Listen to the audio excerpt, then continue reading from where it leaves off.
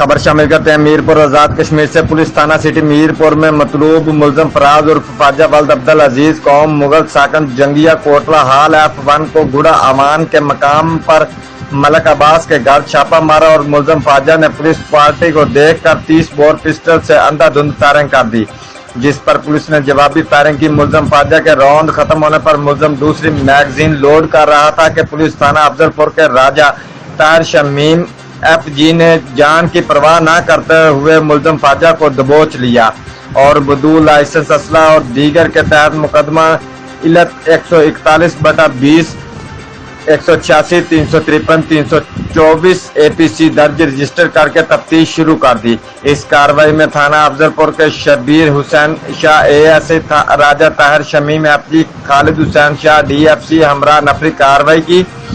अवाम इलाका ने खतरनाक मुलजम की गिरफ्तारी पर कसीर तादाद में हजूम उमड़ आया और राजा ताहिर शमीम की बहादुरी को सराहा और शाबाश दी। Report Aamir Adeel Gilani, bureau chief, Geo Express News, Mirpur, Azad Kashmir.